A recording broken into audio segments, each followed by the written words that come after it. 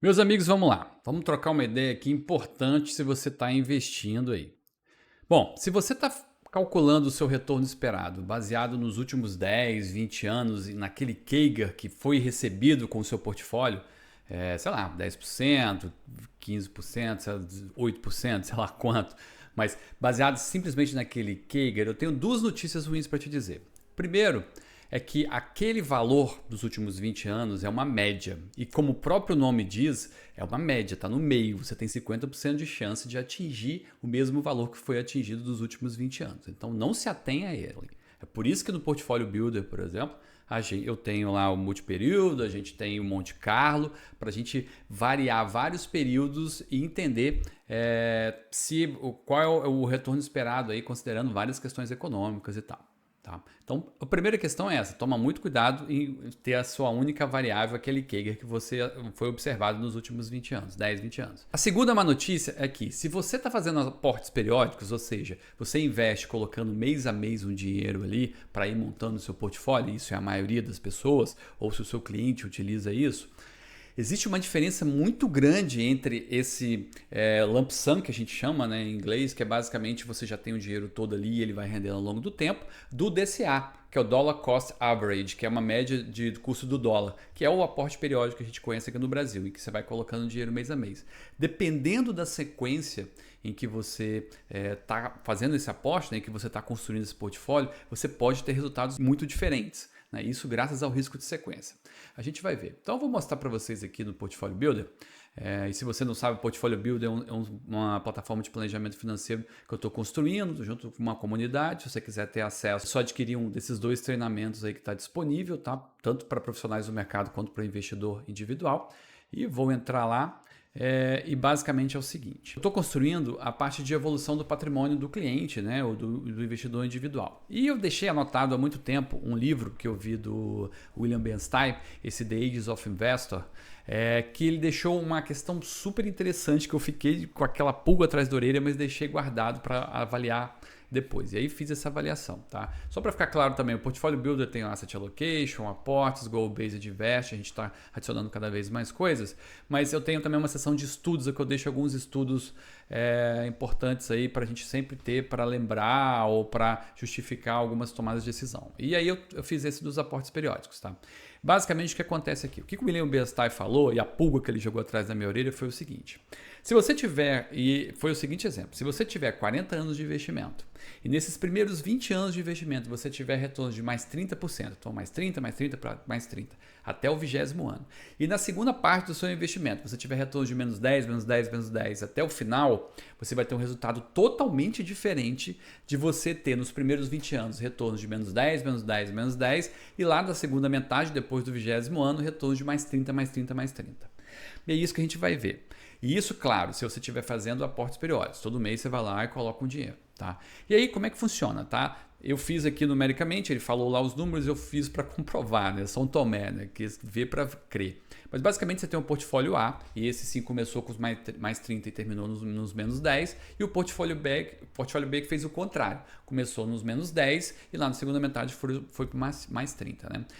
E o retorno é completamente diferente, olha só.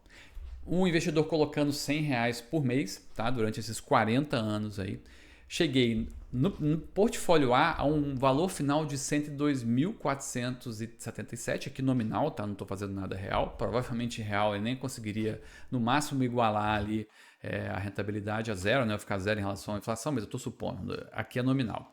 Agora, no portfólio B, ele teria 2.759.000. Então eu estou falando de 102 mil para 2.759.000. Olha a diferença que o risco de sequência causa. Ou seja, se você pegar um período fazendo aportes periódicos em que você tem o primeiro período muito bom, os primeiros períodos muito bons, né? E depois na segunda metade ou em algum período ali, períodos muito ruins, você tem um resultado muito pior do que se fosse o contrário, ou seja, períodos ruins para depois períodos bons, tá?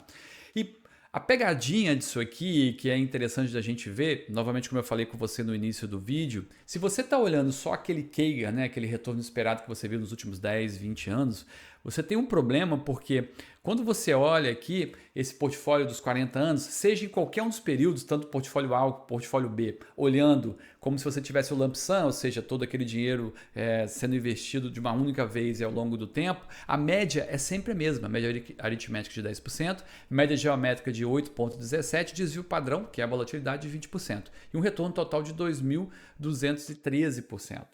Então, praticamente ninguém investe assim. Então, você está esperando uma coisa, mas você está investindo de outro jeito. Então, é importante você tomar muito cuidado com isso, tá? É importante você olhar nos retornos esperados, essa variação, como é que você vai fazer esses aportes e se esses aportes vão conseguir trazer o retorno que você está esperando mesmo, se ele está muito próximo ou não. Então, tem que tomar muito cuidado com isso, tá? E aí eu fiz o Portfolio Builder aqui, só para ficar claro, né? Também uma simulação de ativos, mas antes disso eu queria te mostrar o seguinte. Por que isso acontece, tá? E novamente, é muito extremo esse exemplo, né? Obviamente você não vai ter retornos ótimos e depois retornos ruins e vice-versa. Mas você vai ter, ao longo do tempo, mais retornos bons do que ruins ou mais retornos ruins do que bons ao longo do tempo. E aí a gente vê que o grande problema é que quando você tem mais retornos ruins no começo, você vai comprando em 20 anos esse ativo cada vez ele mais barato. Então o preço médio desse ativo, considerando que ele começa com R$1, é de R$ 2,69 ao longo dos 40 anos. Já se você começa no mercado muito bem, os dois primeiros 20 anos ele está crescendo, mais 30, você passou 20 anos comprando esse ativo muito caro. E aí ele vai estar com uma média, né, um valor médio de R$ 58. Então, e essa questão do preço médio e da valorização ao longo do tempo faz muita diferença quando você está falando aí de aportes periódicos. E aí a gente pode ver no gráfico aqui, ó, que o primeiro portfólio, até o 20º ano ali, quando está no ápice do portfólio A, em relação ao portfólio B, o portfólio A está com 756 mil, enquanto o portfólio B está com R$10 mil só. E aí, lá no 31º ano, você tem um ponto de flexão, onde eles se igualam.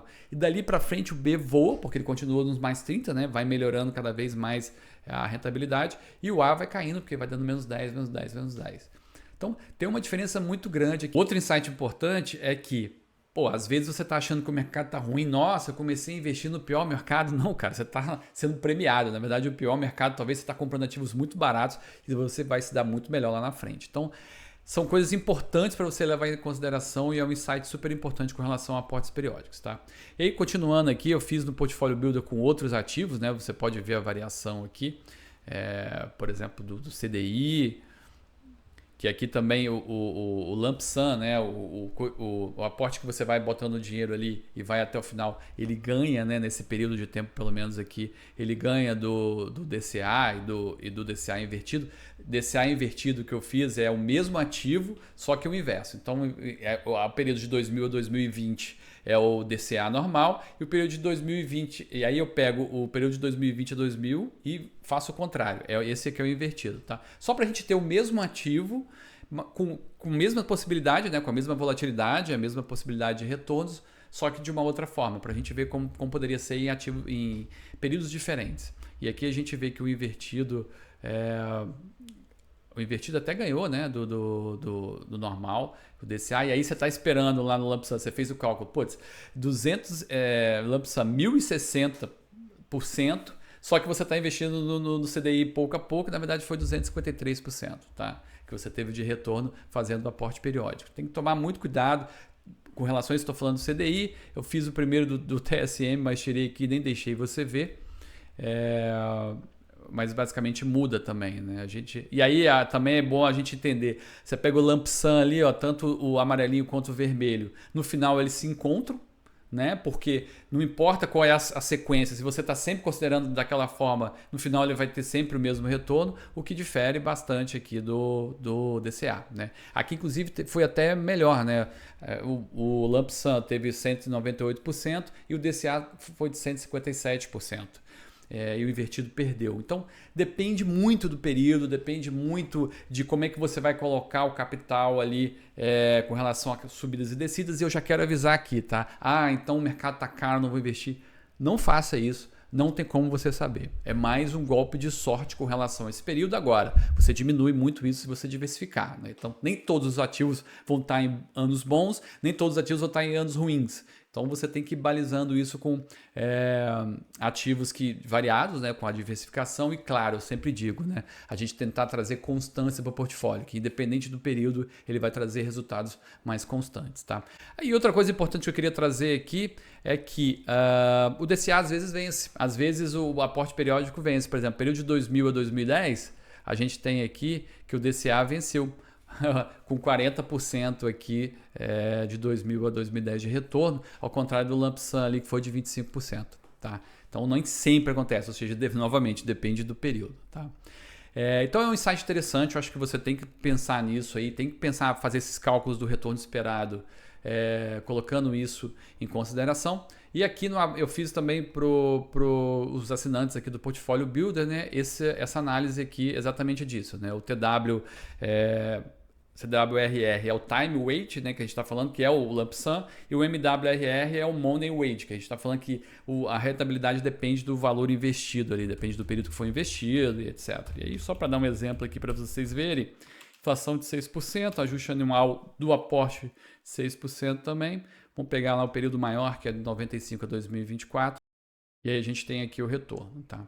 E aí ele faz a análise, né? 5.717% de retorno no total weight, no time weight, no money weight 2.808, então já foi pior. Isso para esse portfólio que eu botei aqui, IBOV, 50% de IBOV, 50% de CDI. Tá? E aí CDI você pode pegar tesouro, um fundo, o que você achar melhor para implementar. E aí tá aqui o resultado. Então isso aqui é uma análise para quem está drawdowns também, né? Uma análise para quem está aí com o portfólio builder, fazer isso com o seu portfólio, né? Aí você faz uma análise de portfólio. Mas bem, basicamente isso, pessoal. Então tome cuidado como é que você vai considerar aí esse retorno esperado. Não confie simplesmente naquele número do que foi recebido nos últimos 20 anos. Você tem que tomar cuidado. A coisa pode ser um pouco mais complicada do que você está pensando. Valeu, até a próxima.